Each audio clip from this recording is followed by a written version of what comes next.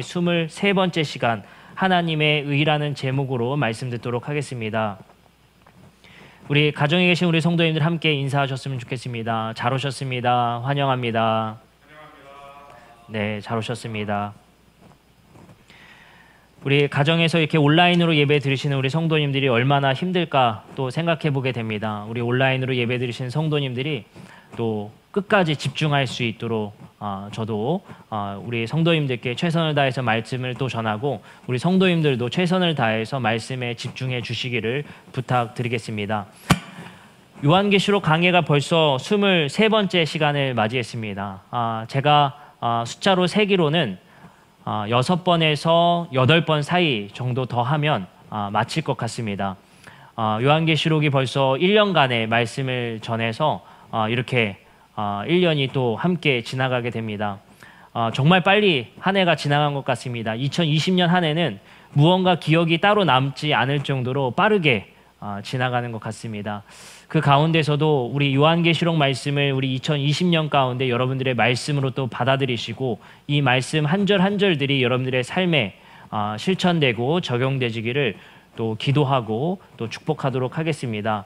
오늘은 계시록 15장 1절부터 8절 말씀을 통해 하나님의 의라는 제목으로 말씀을 드리려 합니다. 지금까지 요한계시록의 말씀들을 우리가 함께 정리해 보면 1장 9절부터 3장 22절 말씀을 통해서 7교회의 환상 이야기를 들었습니다. 예수님께서 7 촛대 사이에 거니시던 인자와 같으니 바로 예수 그리스도께서 7교회에게 경고와 칭찬의 말씀을 전하시게 됩니다. 7교회들의 말씀을 통해서 지금 우리 교회에게 적용되는 말씀들을 한 말씀 한 말씀 배워봤으며 지금 시대와 7교회가 처한 상황은 다르지 않다라는 사실들을 우리가 배우게 되었습니다. 그런 이후에 요한은 하늘로 급히 올라가지게 됩니다. 요한은 하늘을 바라보게 되고 하늘에 있는 많은 계시들과 환상들과 상징들을 보게 됩니다. 요한은 24장로와 그리고 짐승들 그리고 하나님의 보좌를 보게 됩니다. 그 하나님의 보좌에는 옛적부터 항상 계셨던 바로 창조주 하나님께서 앉아 계시고 그의 오른손에는 두루마리가 들려 있었습니다. 그 두루마리는 7인으로 봉인되어 있었으며 한 인이 떨어질 때마다 재앙이 일어나기 시작했습니다. 그 한 인들을 떼는 것이 누가 뗄 수 있냐라는 요한의 울음도 우리가 배웠습니다. 그 인을 뗄 수 있는 것은 유다의 사자와 같은 이가 뗄 것인데 정작 요한이 바라봤던 것은 유다의 사자가 아니라 피투성이 된 어린 양이었다는 사실을 보게 됨을 통해서 이 땅의 하나님의 심판, 하나님의 진노하심은 그리고 이 땅을 하나님께서 정화시키는 것은 예수 그리스도의 죽으심으로 이루신다는 사실을 우리에게 교훈하고 계십니다. 그 7인이 마지막 7인이 떨어지기 전에 우리는 7장 말씀을 통해서 중간 삽입부의 말씀을 보게 됩니다. 그 7인의 그 심판을 피할 자가 누구냐라고 외칠 때에 바로 14만 4천 명 많은 백성과 방언을 하는 많은 백성들이 그 14만 4천 명으로서 하나님의 오른손에 끼워져 있던 도장을 이마에 인침받는 사람 14만 4천 명이 그 심판과 재앙을 피하게 된다는 사실을 우리에게 알려주고 계십니다. 8장부터 9장 말씀을 통해서 그 7인이 다 떨어지자 나팔이 불리는 것을 보게 됩니다.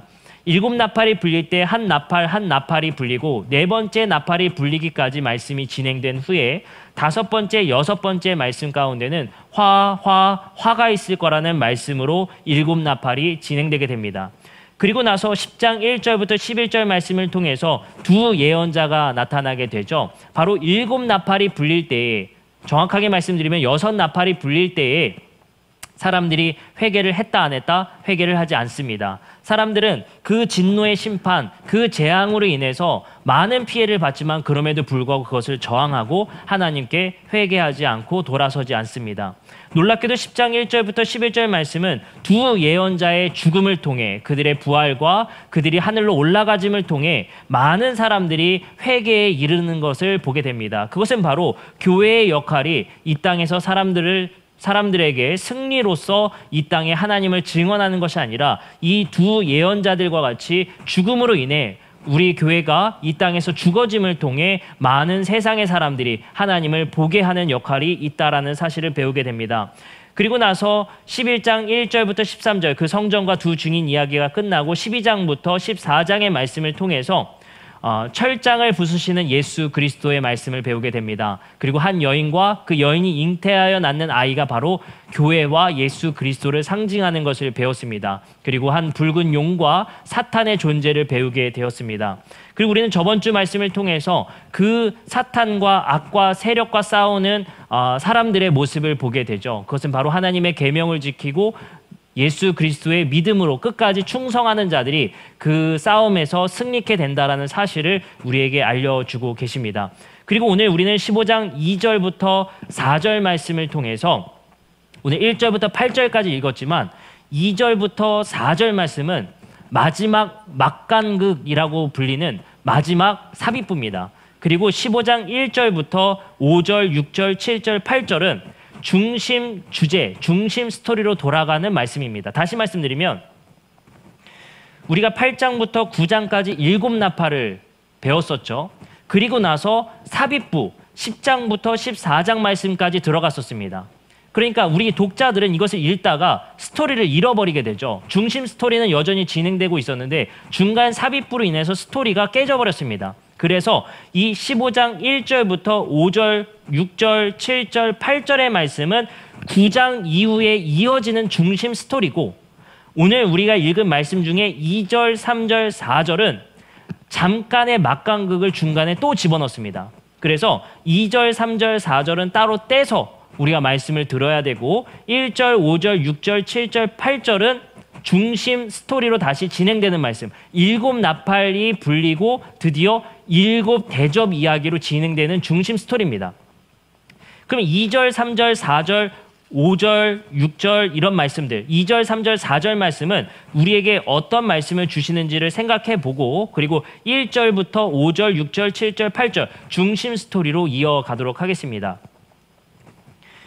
2절, 3절, 4절 말씀은 막간극을 집어넣음을 통해서 최종적으로 구원받은 성도들의 미래를 미리 보여주게 됩니다.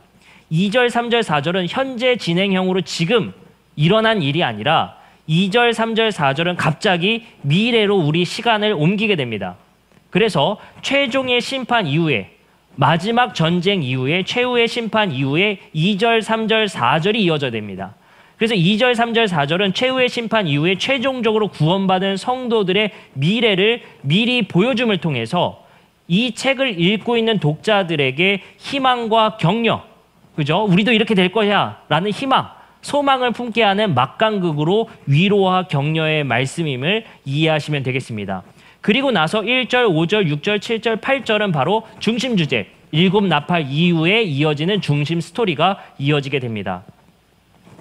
자, 그럼 우리가 오늘 말씀을 듣기 전에 한 가지 좀 생각해 봤으면 좋겠습니다. 요한계시록 이야기가 달려가는 목적지가 어디냐는 겁니다. 그럼 요한계시록은 도대체 이 이야기의 처음과 끝이 달려가는 이 중심 주제는 도대체 어디로 가고 있는가를 한번 생각해 봤으면 좋겠습니다. 요한계시록의 말씀은 창조와 창조의 회복이라는 말씀으로 한 쌍으로 구성되어진 말씀입니다. 다시 말씀드리면 지금 우리가 가지고 있는 성경책 창세기부터 요한계시록의 말씀은 한 가지의 스토리를 가지고 진행이 되게 됩니다. 그러면서도 요한계시록은 요한계시록 자체의 스토리가 있고 우리는 창세기부터 요한계시록 전체의 스토리도 배우게 됩니다. 우리는 요한계시록 말씀을 통해서 요한계시록 자체의 스토리를 듣고 있는 중이고 우리는 공시적으로 또 통합적으로 창세기부터 계시록의 통합적인 내용이 뭔지도 알아야 됩니다. 그렇기 때문에 그래야 요한계시록의 최종 목적지를 알 수가 있습니다. 창세기 1장 1절의 말씀에 보면 이런 말씀으로 우리 성경책이 시작됩니다. 태초에 하나님이 천지를 창조하시니라. 잘하는 말씀이죠. 그리고 우리 대한민국의 성도들이 가장 많이 읽은 말씀들일 것 같습니다.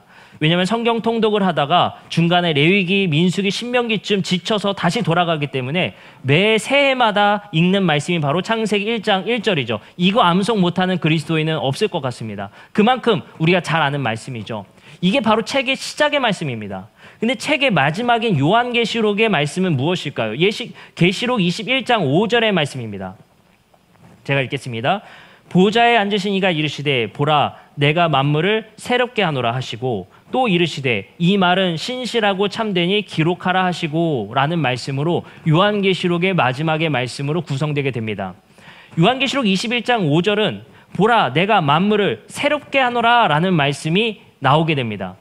처음 시작은 태초에 하나님이 천지를 창조하셨고 그 하나님이 21장 5절 말씀을 통해서 만물을 새롭게 하신다는 말씀으로 책이 마무리된다는 것입니다. 만물을 새롭게 한다는 건 무엇일까요? 하나님이 창조하신 하늘과 땅을 새롭게 한다는 것은 어떤 의미일까요? 여기서 새롭게 한다는 것은 없애고 새 것을 산다는 의미가 아닙니다. 성경에서는 새롭다라는 표현이 여러 번 등장합니다. 새 계명, 새 계약, 새 언약. 새로운 것을 할 때 새라는 것을 붙이지만 새로운 율법, 새로운 계명, 새로운 언약을 주실 때 이것은 없애고 새 것을 주시는 것이 아닙니다. 새 계명은 뭐죠?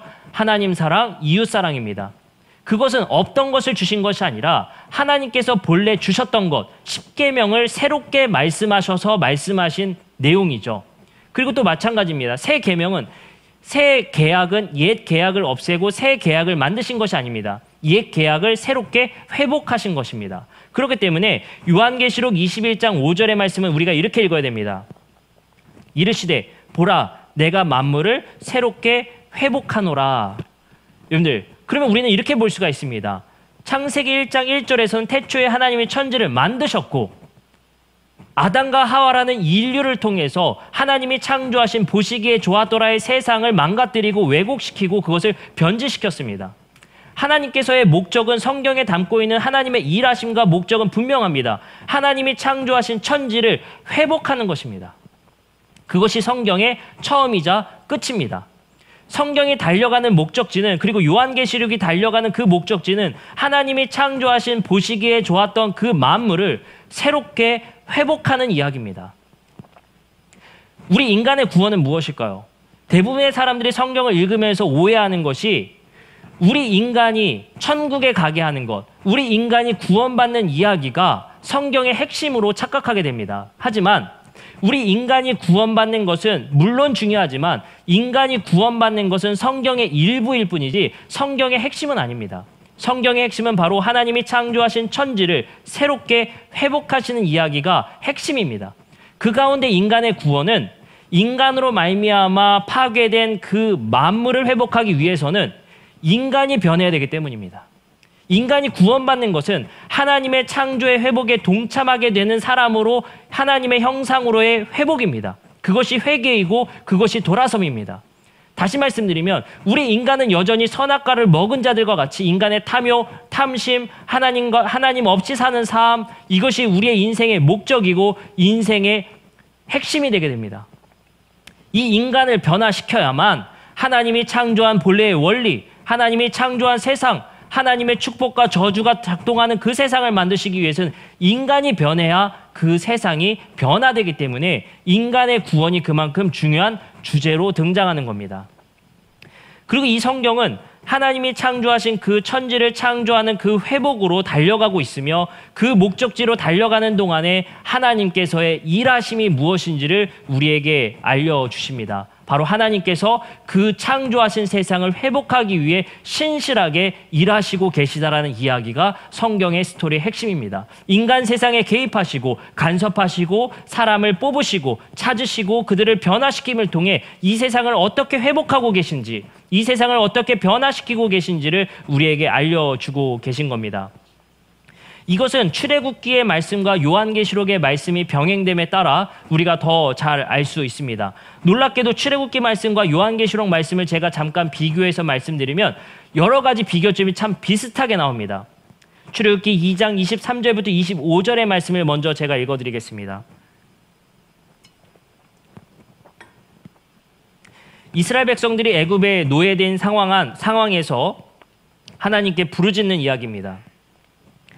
요한계시록 2장 23절은 여러 해 후에 애굽 왕은 죽었고 이스라엘 자손은 고된 노동으로 말미암아 탄식하며 부르짖으니 고된 노동으로 말미암아 부르짖는 소리가 하나님께 상달되게 됩니다. 고통 속에 하나님께 부르짖죠. 어떤 부르짖음이었습니까? 아브라함과 이삭과 야곱에게 분명히 약속하셨고 그들을 통해 이 땅을 회복하시겠다고 약속하셨던 하나님이 묵묵부답이기 때문에 그가 침묵하고 계셨기 때문에 그들은 하늘에 부르짖을 수밖에 없었습니다. 그리고 하나님께서 드디어 응답하시죠. 24절입니다. 침묵을 깨고 하나님이 이렇게 응답하십니다. 하나님이 그들의 고통 소리를 들으시고 하나님이 아브라함과 이삭과 야곱에게 세운 그의 약속을 기억하고 계신다는 것을 분명히 그들에게 말씀하고 계십니다. 내가 비록 침묵하고 있지만 나는 기억하고 있고 너희들을 기억하고 알고 있으며 너희들의 조상 아브라함과 이삭과 야곱에게 한 약속을 내가 반드시 여전히 기억하고 있다는 사실을 그들에게 상기시켜 줍니다. 그에 따라 이렇게 말합니다. 하나님이 이스라엘 자손을 돌보셨고 하나님이 그들을 기억하셨더라. 놀랍게도 출애굽기 말씀의 핵심은 하나님이 그의 약속을 기억하셨으며 특히 그들의 조상인 아브라함과 이삭과 야곱에게 세우신 그 약속을 기억하셨으므로 그들을 돌보셨다는 것입니다. 그리고 출애굽기 6장 5절부터 7절의 말씀에 보면 그 기억하신 이야기가 얼마나 중요한지 한 번 더 등장하게 됩니다. 이제 애굽 사람이 종으로 삼은 이스라엘 자손의 신음소리를 내가 듣고 나의 언약을 기억하노라. 출애굽기에서 가장 중요한 핵심적인 명제를 찾으려면 하나님이 기억하심이에요. 하나님이 그것을 기억하시고 그들은 침묵으로 하나님이 우리를 버리신 줄 알았지만 하나님은 기억하셨고 하나님은 일하셨다는 사실입니다. 6절입니다. 그러므로 이스라엘 자손에게 말하기를 나는 여호와라. 내가 애굽 사람의 무거운 짐 밑에서 너희를 빼내며 그들의 노역에서 너희를 건지며 편팔과 여러 큰 심판들로서 너희를 속량할 것이다. 7절 너희를 내 백성 삼고 나는 너희 하나님이 되리니 나는 애굽 사람의 무거운 짐 밑에서 너희를 빼낸 너희의 하나님이 여호와인 줄 너희가 알 것이다 라고 말씀하십니다. 바로 하나님의 여호와가 누구인지를 알게 하시는 것. 누구입니까? 하나님은 그들에게 신실하신 하나님이라는 사실을 그들에게 알려주시겠다는 것입니다. 400년 넘는 여러 세대가 지날 때까지 하나님은 침묵하셨다는 사실을 우리는 기억해야 됩니다. 창세기의 말씀에 요셉을 통해서 애굽에 갔었던 야곱의 형제들의 이야기 끝에 그 요셉이 죽고 그들을 기억하지 못할 정도로 오랜 세월까지 하나님은 성경 속에서 침묵하고 계시다는 사실입니다. 그 침묵 속에서 이스라엘 백성들은 하나님께 그 탄원을 했고 고된 노동에 하나님께 탄식하게 됩니다. 그리고 하나님의 말씀은 나는 기억하고 있다라는 사실입니다. 그리고 이제 요한계시록의 말씀을 보도록 하겠습니다. 요한계시록 6장 10절의 말씀은 마치 애굽에 포로되었던 이스라엘 백성들이 하나님께 부르짖었던 것 같습니다. 요한계시록 6장 10절입니다. 큰 소리로 불러 이르되 거룩하고 참되신 대주제여 땅에 거하는 자들을 심판하여 우리 피를 갚아주지 아니하시기를 어느 때까지 하시려 하나이까. 이렇게 하나님께 탄원하고 탄식하는 말씀을 합니다. 이것은 무엇일까요? 마치 애굽에 노예됐었던 백성들과 같이 지금 시대의 코로나 바이러스로 우리의 힘들과 고통 소리를 하나님께서 듣지 않는 것 같이 하나님은 여전히 침묵하시는 것 같은 상황 속에서 하나님 어느 때까지 이렇게 침묵하실 겁니까? 라고 하나님께 탄원하게 됩니다. 놀랍게도 출애굽기의 말씀은 그 부르짖는 소리 이후에 10가지 재앙으로 그들을 심판하셨듯이 요한계시록의 그 탄원 이후에 7번의 나팔로 그들을 재앙으로 심판하십니다. 그리고 나서 그 재앙이 서로 끝난 후에 출애굽기 10가지 재앙 후에는 15장 1절에 이렇게 말합니다. 이때에 모세와 이스라엘 자손이 이 노래로 여호와께 노래하게 됩니다. 7개의 나팔 재앙이 끝난 후에 15장 3절엔 이렇게 말하죠. 하나님의 종 모세의 노래 어린 양의 노래를 불러 이르되 주 하나님 곧 전능하신 이시여라고 모세의 노래가 똑같이 등장하게 됩니다. 이건 우연이 아닙니다. 요한계시록의 이 요한이란 저자는 바로 출애굽기와 요한계시록을 병행시킴을 통해 그 스토리를 서로 병행시킴을 통해서 우리에게 뭔가 말하고자 하는 것입니다. 그것이 무엇입니까? 하나님은 너희들을 기억하고 있다. 아브라함과 이삭과 야곱에게 약속하셨던 하나님은 너희를 잊은 것이 아니라 기억하고 계시며 재앙으로 진노로 그들에게 쏟으실 것이며 너희들이 모세가 나에게 노래했던 것처럼 너희도 나에게 노래하게 될 것이며 만국의 왕이시며 그리고 여호와이심을 우리가 고백하게 될 것이라는 사실입니다. 요한계시록의 독자들은 분명히 알 수 있었을 것입니다. 지금 이야기가 출애굽기의 스토리와 비슷하게 진행된다는 사실을. 그리고 모세의 노래로 끝났었던 10가지 재앙의 마지막과 같이 7나팔의 재앙 이후에 모세의 종의 노래의 이야기로 끝난다라는 사실을 알게 되는 것입니다.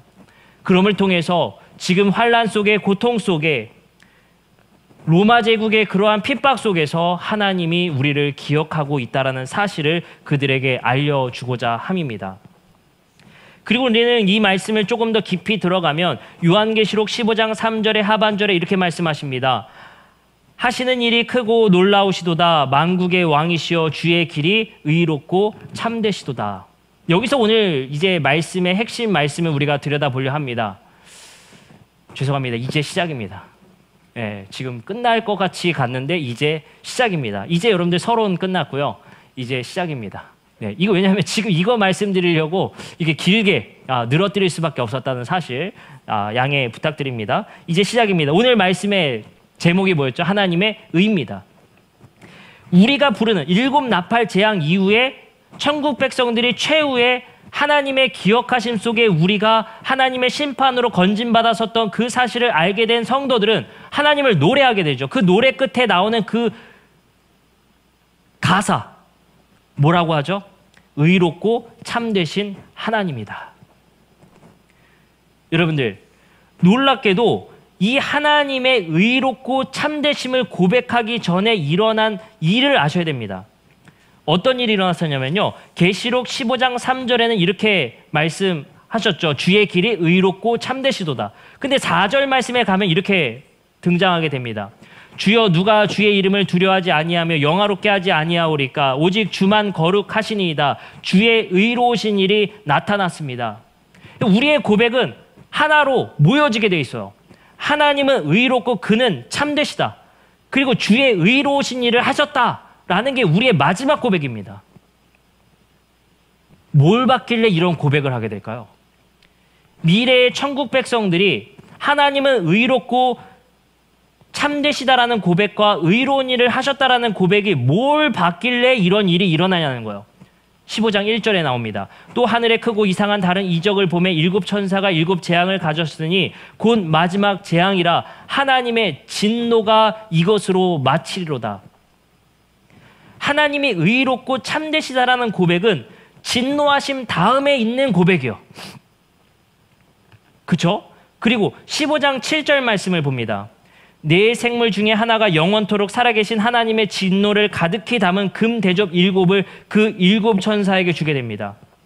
놀랍게도 하나님의 의롭고 참되심을 둘러싸고 있는 중요한 단어 하나가 등장하는데 바로 하나님의 진노입니다.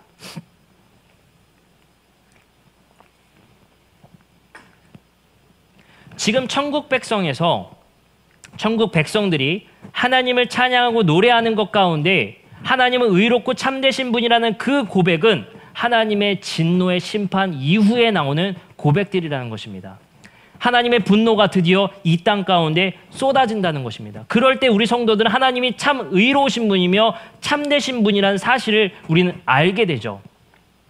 근데 여러분 여기서 우리는 한 가지 고민이 생기게 됩니다. 자비하시고 사랑이신 하나님이 15장 14장 말씀에 이어지는 하나님의 이 진노, 이것이 의롭고 참되시다라는 사실을 고백하는 것이 사실 조금 우리 정서에 잘 맞진 않습니다. 그러면 하나님의 의는 하나님의 분노하심, 이 땅 가운데 쏟아버리는 그 진노가 의로우신 것이며 참되신 일이라는 고백이 어떻게 나오게 되는지 우리는 고민해봐야 합니다. 근데 이 말씀이 놀랍게도 로마서의 말씀에 똑같이 병행됩니다. 로마서 1장 17절입니다. 복음에는 하나님의 한 의가 나타나서 아까 마찬가지로 주의 의로우심, 주의 의로운 일이 나타났다고 했듯이 로마서 1장 17절의 바울은 복음에는 하나님의 의가 나타났다라는 메시지로 시작됩니다. 그리고 18절의 말씀에 보면 하나님의 진노가 불의로 진리를 막는 사람들의 모든 경건하지 않음과 불의에 대하여 하늘로부터 나타내게 된다고 말씀하고 계십니다. 여기도 어때요? 하나님의 의와 진노가 함께 한 쌍을 이룬다는 거예요. 성경의 저자들은 분명히 하나님의 진노가 이 땅 가운데 쏟아질 때 당신의 의로우심과 당신의 참되심이 우리가 고백되는 그 고백의 이야기라는 사실을 알려주고 있는 거예요. 그러면 우리는 생각해 봐야 됩니다. 하나님의 의가 나타나자 로마서 1장 18절 하나님의 진노가 불의로 진리를 막는 사람들의 모든 경건하지 않음과 불의에 대하여 하늘로부터 그 진노가 쏟아질 것이라고 바울이 고백했듯이 이 하나님의 진노는 하나님의 참되심의 행위이며 하나님의 의로우신 행위라는 사실을 우리가 알 수 있다는 것입니다. 근데 로마서의 말씀은 사실 하나님의 의가 하나님의 진노로 쏟아지지 않았다라는 걸 말합니다. 왜 그럴까요? 왜 그럴까요? 바로 로마서 5장 19절의 말씀에 보면 이렇게 말합니다. 한 사람이 순종하지 아니함으로, 바로 아담이죠. 많은 사람이 죄인 된 것 같이 한 사람이 순종하심으로, 예수님이시죠. 한 사람이 순종함으로 많은 사람이 의인이 되었다라고 말씀하십니다. 로마서가 하고자 하는 말씀은 하나님의 의가 나타나서 이 땅에 진노를 쏟아버리시는 하나님이 되어야 하나님은 의롭고 참되신 분이죠. 불의를 심판하셔야 의로운 분이니까. 근데 하나님은 놀랍게도 하나님의 진노를 이 땅 가운데 쏟아내신 것이 아니라 예수에게 쏟아내셨다는 거예요. 하나님의 진노를 이 땅에 쏟아내시기 전에 하나님은 자신의 진노를 예수에게 쏟아내심을 통해, 예수 당신이 십자가에서 저주당하심을 통해서 하나님의 진노를 당하시고, 그러함을 통해 예수는 이런 고백을 하죠. 엘리 엘리 라마 사막다니 어찌하여 나를 버리시나이까. 나의 하나님 어찌하여 나를 버리시나는 그 진노의 쏟아짐을 경험하게 됩니다. 그것이 바로 하나님의 사랑을 확증한 것이며, 우리를 얼마나 사랑하고 계신지, 하나님을 심판하기 위한 하나님이 아니라, 진노로 모든 것을 불태워버리기 위한 하나님이 아니라 이 땅을 구원하고자 애쓰시는 하나님이라는 사실을 알게 됩니다. 그러나 계시록은 중간 완충지대 없이 하나님의 의로우심을 드디어 진노로 쏟아버리십니다. 왜요? 이제 예수가 받은 그 진노의 심판을 통해 우리가 구원받을 수 있는 가능성을 열었고, 이제 오래 참으시고 하나님께서 이 땅 가운데 회개할 기회를 주시고, 이제는 마지막으로 실제적인 진노를 이 땅에 쏟아버리심을 통해서 하나님의 의로우시며 참되심을 이 땅에 나타내시겠다라는 사실입니다. 여기서 우리는 한 가지 사실을 알게 됩니다. 하나님의 진노와 그리고 하나님의 의로우심과 참되심은 한 쌍이라는 사실을 알게 됩니다. 그리고 우리는 이 말씀을 통해서 과연 요한계시록의 저자들에게, 그리고 우리 21세기를 살아가는 우리 성도들에게 어떤 메시지인지를 살펴보아야 할 것입니다. 여러분들, 하나님께서 의로우시다는 것은 고통 속에, 아픔 속에, 핍박 속에 살아가는 우리 성도들에게 가장 큰 위로의 메시지가 아닐까 생각해 보게 됩니다. 왜냐하면요, 하나님이 의로우시고 참되시다라고 고백할 수 있는 이유는 침묵하신 하나님께 탄원하고 탄식했던 성도들에 대한 하나님의 응답이었기 때문입니다. 그 응답은 무엇입니까? 하나님은 아브라함과 이삭과 야곱에게 세웠던 그 약속을 기억하셨듯이 예수님께서 다시 오겠다라는 그 약속을 여전히 기억하시고 우리를 돌보시고 반드시 마침내 자신이 약속하셨던 그 약속을 이루심을 통해 당신은 약속에 신실하시며 약속에 의로우시며 당신은 약속에 참되시다는 사실을 우리에게 알려주실 것이기 때문입니다. 그렇기 때문에 우리는 이 땅에서 참고 견딜 수 있는 것입니다. 모세와 많은 출애굽 백성들은 견딜 수 있었습니다. 하나님께서 침묵을 깨시고 아브라함과 이삭과 야곱에게 세운 그 약속을 기억하고 계셨기 때문입니다.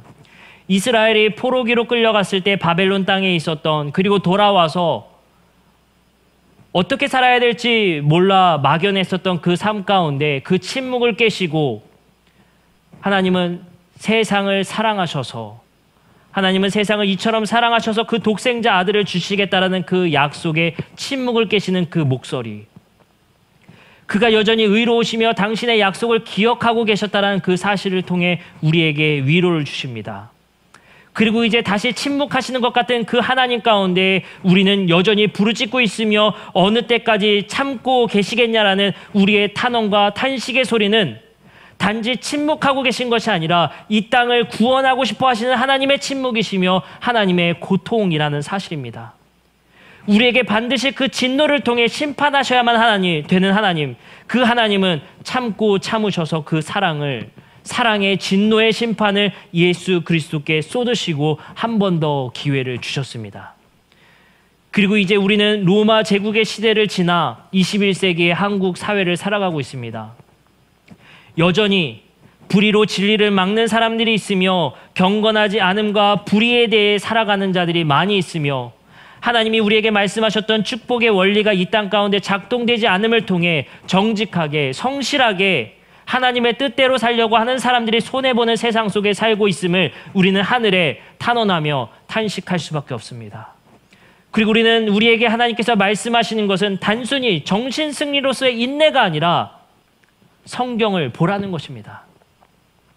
나는 한 번도 그 약속을 잊은 적이 없다는 사실입니다. 이제 마지막 남은 한 약속이 있습니다. 마라나타, 주 예수여 다시 오시옵소서. 마지막 한 약속을 남겨둔 채 우리는 기다리고 있습니다. 그리고 인내하고 있습니다. 정말 저는 성경을 읽으면서 참 다행이다라고 생각하는 것은 마지막 우리가 견디다 하나님의 진노를 보고 이제 우리가 옳았음이 증명될 때, 우리가 흰 옷을 입고 하나님을 만나 뵐 때 하나님께서 우리를 옳다 인정하시는 그날 가운데 당신이 의롭고 참되셨음을 우리가 눈물 가운데 고백하게 될 때, 당신의 주의 의로우신 일이 나타났음을 고백하며 영화로운 노래로 하나님께 영화롭게 찬양할 때, 그때 우리는 하나님이 얼마나 우리에게 신실하셨음을 다시 한번 알게 될 것입니다. 저는 이 성경을 읽으면서 이 말씀을 우리가 알지 못하면 급격하게 변화되는 이 세속의 사회 속에서 살아가기가 어렵다라고 생각됩니다. 얼마나 트렌드가 빨리 변하고 있는지 말할 수가 없습니다. 2019년이 다르고 2020년을 바라보면 얼마나 많은 것이 변했습니까? 우리가 사 먹는 음식이 변했으며 많은 문물들이 변하고 있다는 사실을 알게 됩니다. 제가 유치부 아이들을 보면요, 유치부 아이들 가운데 4살, 5살, 6살, 7살을 보면 옛날 주일학교 때는 그랬단 말이죠. 이게 또 나 때는 말이지가 나오는데, 옛날 4살부터 7살은, 그리고 초등학교까지는 사실은 영아부, 유년부, 유치부, 초등부 이렇게 세분화되어 있지가 않았습니다. 그냥 주일학교지 이걸 나누지 않았습니다. 그러나 지금은 4살, 5살, 6살, 7살이 세대 차이를 느껴요. 그만큼 1년이 급격하게 변하기 때문에 서로 간의 세대 차이를 느끼게 됩니다. 이게 참 신기한 일이죠. 1년이 너무, 우리가 과거에는 10년을 기다렸어야 되는 일이 1년 만에 변하고 있기 때문에 1년마다 세대 차이를 느낄 정도로 급변하는 시대를 살아가고 있습니다. 우리가 진리라고 생각해서 붙잡았던 자기계발서들이 1년 뒤면 바뀝니다. 세상의 트렌드가 1년 뒤면 바뀌고 1년은커녕 6개월 뒤면 또 다른 트렌드가 나온다는 사실입니다. 우리 무엇을 붙잡고 살아야 됩니까? 이 세상 사람들이 왜 이렇게 불안에 떨고 있으며 염려가 많으며 우울증의 증세들이 많이 나타나고 있습니까? 그 변화를 못 쫓아가기 때문입니다. 내가 도태되는 것 같은 불안함, 내가 잠시라도 쉬면 그것으로부터 도태된다라는 불안함이 우리에게 계속 엄습해 오기 때문입니다. 그때 우리에게 주시는 이 요한계시록의 말씀은 우리에게 신실하신 그 하나님을 붙들라는 것입니다. 그래야 우리가 불안치 않고 염려치 않고 오직 하나님의 변치 않으심을 붙잡고 나아가는 것만이 지금의 세속 사회를 살아가는 것 가운데 우리가 참고 견딜 수 있는 힘이 되게 된다는 사실입니다. 그리고 참 감사한 것은 이것을 혼자 견디는 것이 아니라 우리에게 교회를 주셨다는 사실입니다. 우리는 서로 고백합니다. 하나님이 얼마나 신실하신지를. 그리고 그 신실함 가운데 우리가 하나님을 어떻게 신뢰해야 되는지를 우리는 말씀을 통해, 삶을 통해 고백하고 있습니다. 참 감사한 일이죠. 우리의 과거의 삶을 돌아보면 참 여러 우여곡절들이 있습니다. 그러한 일들을 돌아보게 되면 하나님의 은혜가 아닌 것이 없습니다. 그리고 우리 그리스도인들은 그것을 하나님께서 하셨다는 사실로 고백으로 결론을 내리게 됩니다. 그러면서 우리가 생각하는 것은 하나님이 참되시며 하나님이 의로우시며 우리가 지금 조금 손해보며 우리가 하나님의 나라를 위해, 하나님의 뜻을 위해 무엇을 먹을까, 무엇을 입을까에 집착하는 것이 아니라 그의 나라와 그의 의를 위해 살아가는 것이 의롭고 참되다라는 사실을 하나님은 알고 계시며 그것을 증명케 하실 것이기 때문입니다. 그리고 우리는 성도들과 함께 이 간증을 나누며 하나님을 신뢰하는 방법을 서로 배우며 나누게 됩니다. 참 감사한 것은 우리가 사랑으로 격려하며 공동체로 인내하며 견디며 하나님의 신실하심을 붙들고 견디며 살아가는 것이 바로 이 교회가 아닐까 생각됩니다. 한 가지 영상을 함께 보고 오늘 말씀을 마치려고 합니다. 그 영상을 보고 우리 말씀을 이어가도록 하겠습니다.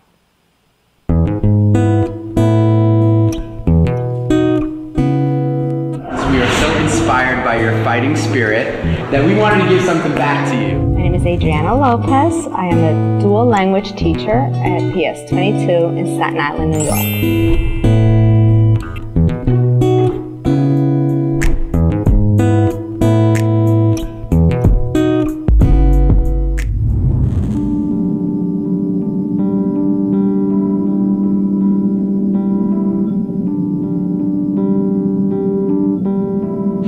Miss Lopez is a great teacher. I think she inspires me because of the way she fights. She's one of my heroes. I'll always be here for her, and I love her so much.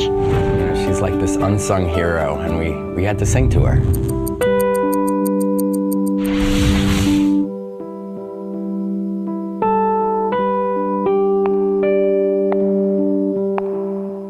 We are so inspired by your fighting spirit that we wanted to give something back to you.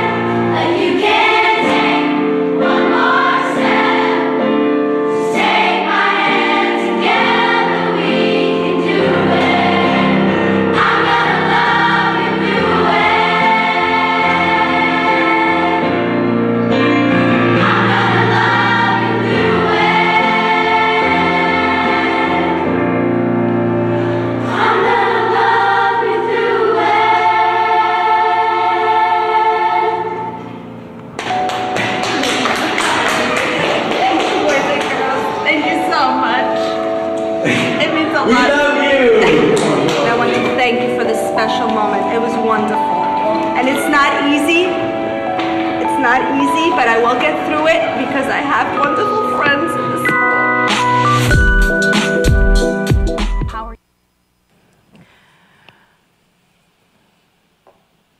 단순히 감동적인 영상에 그치는 것이 아니라 하나님의 신실하심을 믿는 우리 성도들이 우리라는 힘이 얼마나 강한지를 아셨으면 좋겠습니다. 하나님께서는 우리에게 교회라는 공동체를 주셨고 이 공동체로 서로를 격려하며 인내하며 당신이 다시 오실 그날까지 한 형제요 한 자매로서 하나님의 신실하심을 믿으며 이 땅에서 살아가라는 것입니다. 하나님께서는 아담에게 돕는 배필인 하와를 주셨듯이 우리에게 한 형제요 한 자매를 우리에게 주셨습니다. 세속의 사회를 살아가면서 하나님의 나라와 하나님의 의를 위해 살아가는 것이 얼마나 힘든지 잘 알고 있습니다. 저는 이 자리를 빌어서 오늘 말씀을 준비하면서 우리 성도님들께 인사를 드리고 싶었습니다. 참 감사합니다. 여러분들의 수고와 여러분들의 헌신을 통해서 이 교회가 있었을 수 있었으며 우리 노인 권사님들로부터 해서 우리 유치부에 이르기까지 그 한 사람 한 사람의 수고와 헌신과 인내를 통해 이 교회가 있을 수 있었다는 사실, 어쩌면 교회가 있고 있었는지 모르겠습니다. 우리 성도님들의 그 헌신과 수고를, 오늘 이 교회는 우리 성도님들의 헌신과 수고를 기억하고자 합니다. 우리 성도님들이 우리라는 힘으로 서로 격려하며 인내하며 이 땅에 힘든 삶의 자리 가운데 어떻게든 하나님의 뜻대로 살고자 몸부림치며 발부둥치는 우리 성도님들의 삶의 자리 가운데 주님의 독수리의 두 날개로 보호하심과 위로하심이 함께하기를 간절히 기도합니다. 오늘 이 시간은 이 교회의 하나 되기 위해, 그리고 헌신과 수고로 이 교회가 세워지기 위해 최선의 노력을 다하셨던 우리 성도님들의 삶을 기억하고자 합니다. 그리고 우리 옆 성도님들과의 손을 맞잡고 하나님의 신실하심을 믿으며 주님이 다시 오실 그날을 기다리며 버티고 견디고 살아가기를 주님의 이름으로 축복합니다. 우리 성도님들께 한 노래를 띄워드리고자 합니다. 바로 성도의 노래입니다. 우리 성도님들의 삶의 자리 가운데 큰 위로가 되시기를 축복합니다.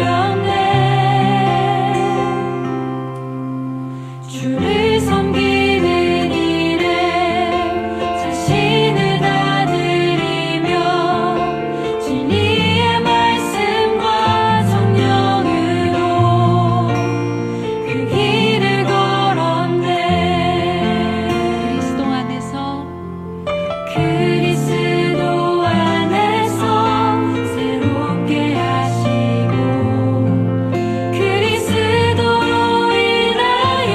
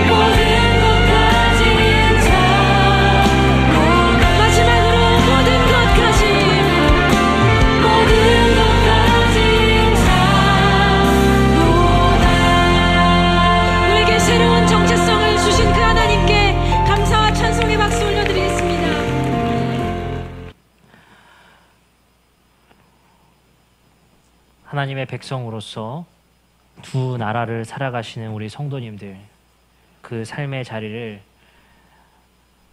제가 다 이해할 수는 없지만 그 삶의 고된 흔적들 가운데 하나님께서 알고 계실 거며 여러분들의 부르짖음과 여러분들의 탄원의 소리에 기억하시고 신실하게 하나님의 일을 하실 거라는 사실을 믿으시기를 부탁드립니다. 그리고 우리 성도님들께 말씀드리고 싶은 것은 하나님의 백성으로서 두 나라를 살아가시며 하나님께 충성하고 하나님의 일에 최선을 다하고자 하는 우리 성도님들의 수고에 감사드립니다. 혹시라도 교회가 우리 성도님들에게 함부로 했다면 용서해 주시고 이 교회가 우리 성도님들을 섬길 수 있도록 또 최선의 노력을 다하도록 하겠습니다. 그리고 부디 우리 성도님들 가운데 차별이 없고 서로 공평을 나눌 수 있는 교회가 되어짐을 통해서 하나님의 신실함에 기대어 서로 사랑으로 격려하고 사랑으로 하나 될 수 있기를 소망해 봅니다. 그리고 마지막 날 주님이 다시 오실 때 우리 함께 노래합시다. 당신이 의로웠고 당신이 참되셨습니다. 우리의 삶이 참 가치가 있었습니다. 하나님, 시간을 허비한 것처럼 살았지만 하나님 참 가치가 있었습니다. 혼자는 하지 못했을 일을 우리 교회라는 공동체를 통해 하게 하신 하나님, 그 길이 참 가치가 있었다는 사실을 주님 우리에게 알려주시고 마지막 날 함께 만나서 함께 노래하고 함께 하나님이 옳았다는 사실을 세상 사람들 앞에서 영광 돌릴 수 있는 시간이 오기를 주님의 이름으로 축복합니다. 잠깐 기도하겠습니다. 하나님 감사합니다. 우리 성도님들의 수고와 인내와 견딤을 통해 우리 더드림 교회를 세워주시고 우리 교회가 그 수고에 항상 감사할 수 있게 하여 주시고 우리 성도님들과 한 교회로 세워주셔서 서로 감사로 사랑으로 함께 격려하며 주님의 일을 하게 하시니 감사드립니다. 때론 상처받고 때론 낙심했으며 때론 서로를 시기하며 다투었었던 적도 있었습니다. 하지만 하나님, 서로 사랑으로 격려하는 힘이, 사랑으로 하나 되는 힘이 얼마나 강한지를 우리에게 알려주시고 우리가 부둥켜 안고 어떻게든 인내하며 이 세상을 살아가고자 발버둥을 치우는 우리 성도님들에게 하나님의 신실하심을 나타내 주셔서 침묵을 깨워주시고 하나님의 일하심을 나타내 주시옵소서. 우리가 함께 만나 당신의 의롭고 참되심을 찬양할 수 있는 날을 기대합니다. 주님, 세상의 사람들은 우리를 조롱할지 모르겠지만 당신이 얼마나 의로우셨고 참되셨는지를 깨닫는 날이 속히 오게 하여 주시옵소서. 예수 그리스도의 이름으로 기도드립니다. 아멘. 이 시간 함께 찬양하고 축도하심으로 예배를 마치겠습니다.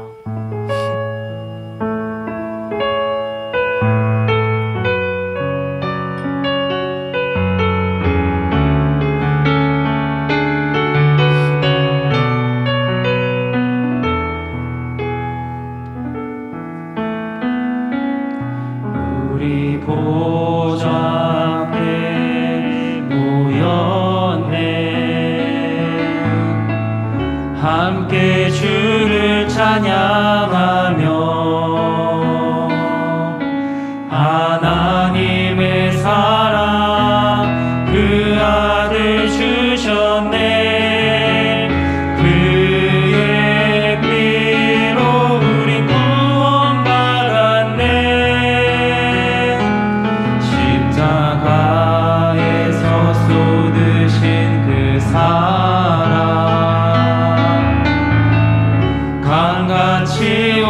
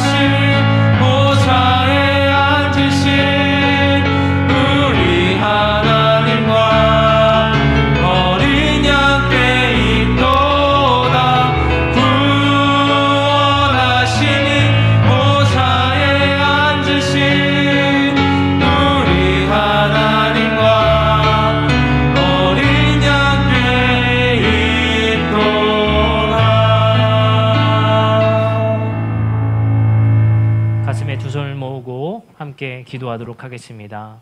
사랑과 은혜가 많으신 하나님 감사합니다. 교회의 머리 되시고 우리에게 참 신실하신 하나님, 아브라함과 이삭과 야곱의 약속을 잊지 않으시고 400년의 시간의 침묵을 깨시고 그들에게 응답하셨던 하나님, 그리고 바벨론 포로기에서 돌아와 이스라엘 땅에 어떻게 살아야 될지 막막했던 이스라엘 백성들에게 하나님이 세상을 이처럼 사랑하셔서 당신의 독생자를 보내주심으로 그 침묵을 깨셨던 하나님, 그리고 이 땅에 진노를 쏟아도 모자랄 만큼 부패했던 이 세상 가운데 그 진노를 참으시고 당신의 아들에게 쏟으셨던 그 하나님, 그 하나님의 여전히 신실하심을 기대하며 하나님의 침묵 속에 하나님께 탄원하며 지금의 이 세상의 고통과 고난과 불의함에 하나님께 기도합니다. 하나님, 당신의 신실함을 속히 드러내 주시고 하나님의 일하심과 당신이 지금 우리를 잊고 계신 것이 아니라 참고 계시며 인내하고 계시며 반드시 다시 오실 예수 그리스도의 그 약속을 하나님께서는 하실 분이라는 것을 기억하게 하여 주시옵소서.